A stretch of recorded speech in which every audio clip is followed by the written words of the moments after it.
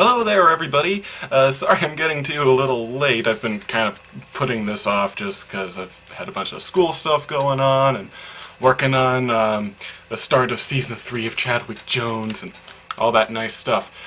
But, of course, on Tuesday, the nominees for the 89th Academy Awards ceremony have been announced. So, just like last year, I am going to note all the movies that are listed on this list in any category that I haven't seen, and then make sure I see them.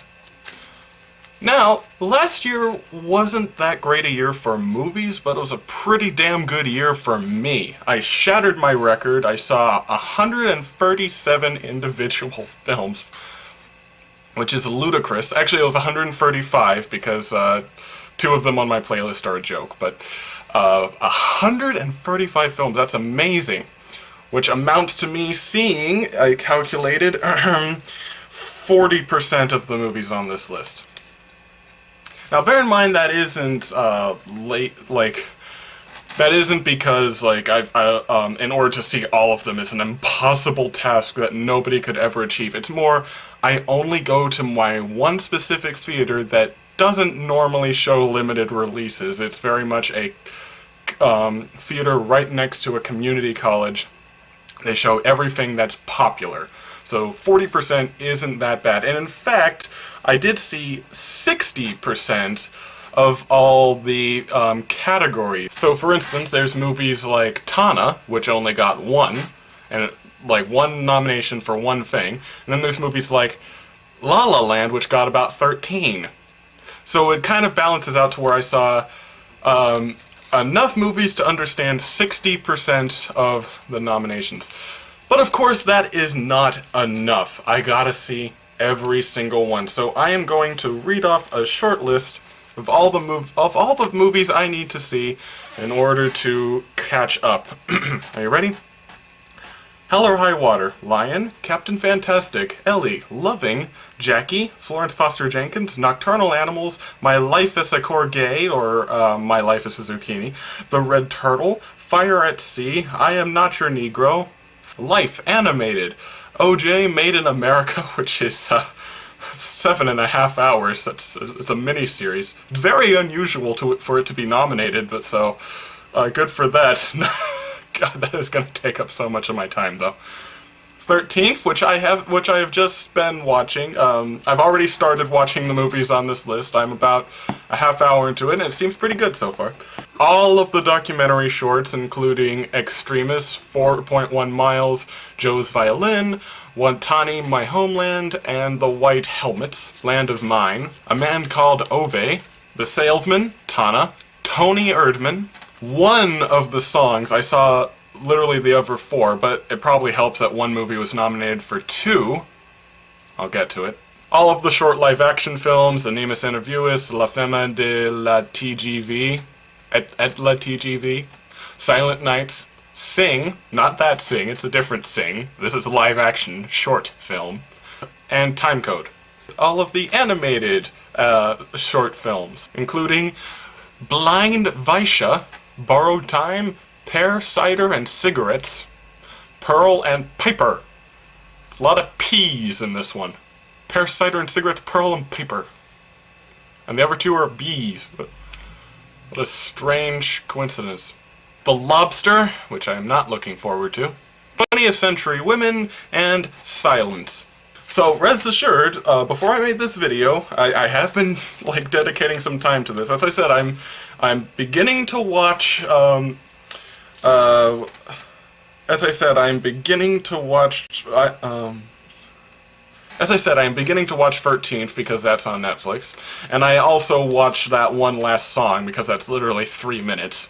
And I have a plan for each and every other one. It's a lot of research, but believe me, it was far easier than last year, where this year I believe it's 23 features and 15 shorts. But whereas last year was something like 30-something features. It was an undertaking last year. This year is not so bad comparatively. So of course I can't comment on every category so far, but I feel like there's room for a few surprising things about it. So the most glaring one, of course, is La La Land. This is obvious. It's obvious it would get this many, because it's a movie about Hollywood, starring Hollywood people, and this is a show voted on by Hollywood. So, of course, it's gonna get everything. It's gonna be nominated for a bunch of stuff, it's gonna win a bunch of stuff. So this is... And of course, if you'll recall the review, I was not a big fan of La La Land. I am still not a big fan of La La Land. I might have softened up on it a little, but still, I don't think it deserves all this. Bear in mind, though, this is not The Revenant. I thought The Revenant was awful, and in fact, it seemed more awful as time went on. My loathing for it has only increased. Whereas La La Land, I just don't think is very good. Definitely, I would prefer this movie to get 13 nominations than The Revenant did. So I'm not going to be rooting for it to lose. Especially since there's not that much else that I would really prefer to win. There's Manchester by the Sea, of course, and Arrival, and Hidden Figures. God. Why is Hidden Figures on here? That came out last week. Come on. This is one of those cheats. I just know it. It came out in a film festival or something in 2016, so it technically came out in 2016. Oh, God damn it. There's always one. At least Hidden Figures is far better than The Revenant. The Revenant was a pile of shit, because that got right off of my end-of-year 2015 worst movies list, just because it happened to be released into regular theaters a week later. Bastards. So, of course, there's a few movies on the Best Picture list I haven't seen, so I can't fully speculate on what I think will win or what I think should win. So, just moving on. Andrew Garfield was nominated for his performance in Hacksaw Ridge. I'm not even mad. I'm not even mad anymore. Leonardo DiCaprio, like, I can see how someone might be fooled into thinking he is good, but Andrew Garfield, it was just funny. It was just funny trying to see him desperately trying to feel like a normal person. And then there's me just making fun of his hair and the fact that he has a really stupid face. So yeah, I just find it funny.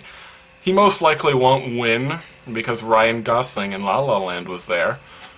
He was probably the weakest part of that, but everyone loves La La Land, so it's gonna get that. And then there's actress in a leading role. Something I've noticed, I'm starting to notice a bit of a pattern. I haven't seen most of the movies on this. I've seen La La Land for Emma Stone, of course, but the other four I haven't. And if you look at the actor categories, I've seen, it's the exact opposite. I've seen 4 of them and missed 1. I think it was a similar proportion last year. So it seems like for whatever reason, the theater I'm next to, it gets a lot of movies with really strong actor roles, but not very strong actress roles. So make of that what you will. The other notable thing about this is Natalie Portman. She's back from the grave, playing Jackie Kennedy. So that's one of the movies on my list. I have a plan to watch it. Probably going to see it in about a week. And well, we all know my feeling on character actors, so I hope she breaks through that in this one, because, well, whatever damage has already been done. She's already won an Oscar. So we're just going to have to see on that one, I guess. I'll let you know as soon as I see them all. By the way, I plan on seeing, let's see, all of them by the 17th. I believe I Am Not Your Negro is the last one that I will be able to see, because for some reason it's not going to be playing anywhere here until the 17th. A little ridiculous, but we'll make do.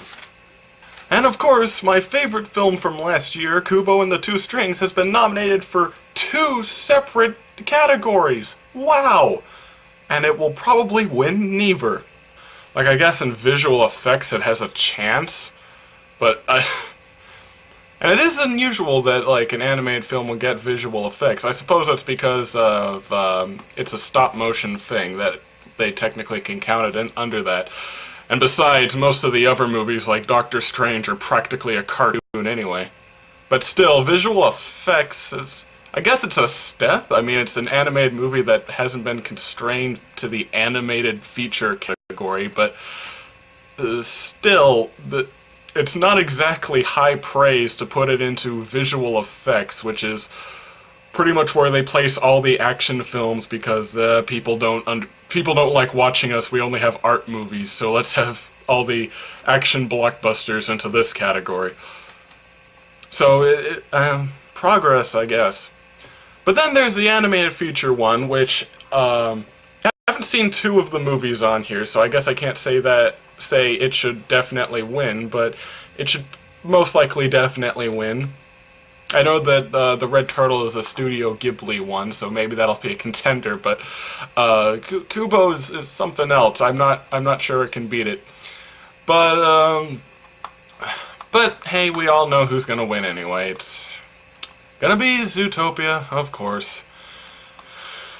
It's nothing to do with real quality or anything. It's just that that movie briefly and vaguely attempted some sort of commentary on race relations. Didn't do much with it, and of course it all boiled down to one evil person being the mastermind of everything, which is exactly how life works.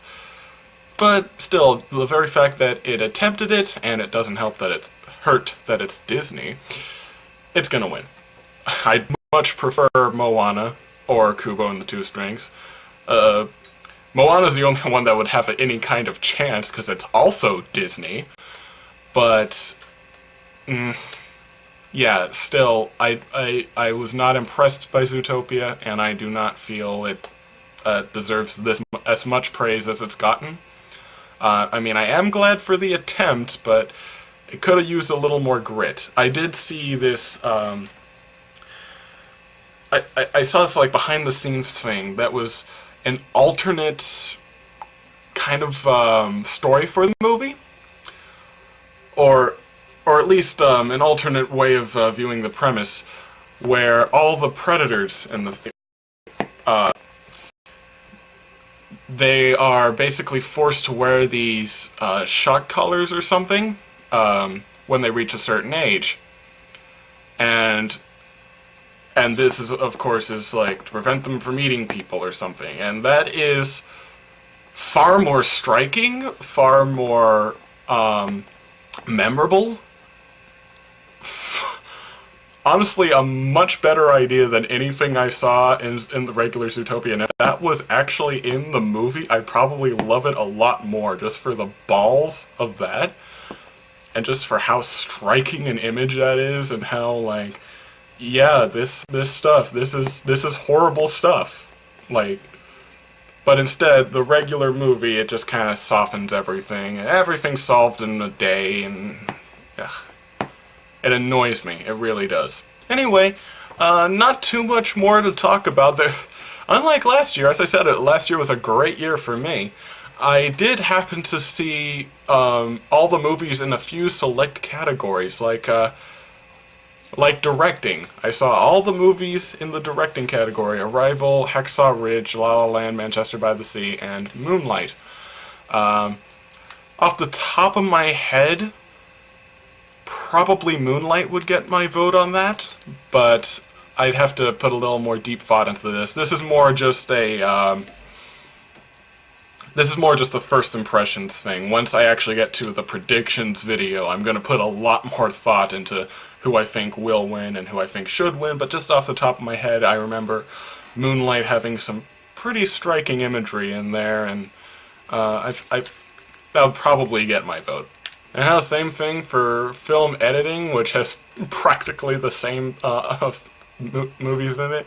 And of course all the visual effects ones, all the sound mixing ones, all the sound editing ones. Sully got nominated, for Christ's sake. Sully? I guess. Maybe they just wanted to nominate it for something. So there's like sound editing, okay. These are the categories that nobody cares about, by the way. So you can pretty much put anything in there. As I said, that's why I put the big blockbusters that everybody likes in there, so people will actually watch the show. Also, production design. The production design is the one that makes Fantastic Beasts an Oscar-nominated film. And in all honesty, it's not unreasonable. Production design is probably the best part of that movie. But there was one movie that is now Oscar-nominated that, is a little worse than that. Suicide Squad has been nominated for makeup and hairstyling. Suicide Squad, an Oscar-nominated movie. You know, we all laughed last year when 50 Shades of Grey became an Oscar-nominated movie, but that was for a song, you know, that was for something taped on into the credits. That's not the movie itself. They nominated Suicide Squad for a technical award. Well, it's definitely not for writing, that's good. And then there's the music. La La Land nominated twice. Twice. I don't even remember if there was 2 songs in La La Land. I know it was a musical, but the only one I can remember is City of Stars, because they sing that like 20 times in 20 different ways, and it gets annoying. Well, I suppose there's that intro song, like something to do with summer or something. I remember that was just a really off-putting intro to a very off-putting experience, but that's not either of them. Oh, it's Audition. Okay, so that's the song that Emma Stone sings. I guess. I mean, it was around the point in the movie where it started to get gooder. Honestly, the only song on here that I can even remember, and that's including the one I just listened to, which is The Empty Chair. Like, including that, the only one I can actually remember is How Far I'll Go from Moana. Like, honestly, just seeing that line, How Far I'll Go, I remember the song, and I like it. So, at the moment, that is definitely getting my vote. I feel like I've been missing something in that list. Oh no! Oh god!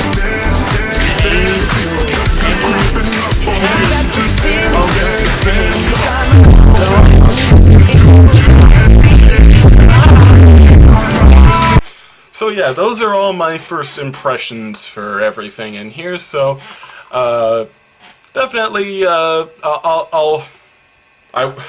guess in my Dire Situation videos I'll update you on, my progress for this thing. As I said, like before, I'm already in the middle of watching 13th, so that'll be done today, and I'll probably watch, 1 or 2 other films on this as well. And I'm gonna try and see if there's some possible way to see I Am Not Your Negro before the 17th, just because I can see all of the other things by the 10th. Like, that's at the latest, and I don't really want to keep you guys waiting for another week to hear my predictions. You'll have to wish me luck on that one, so I guess I'll see you guys later. Yeah. Let's do it! Yeah.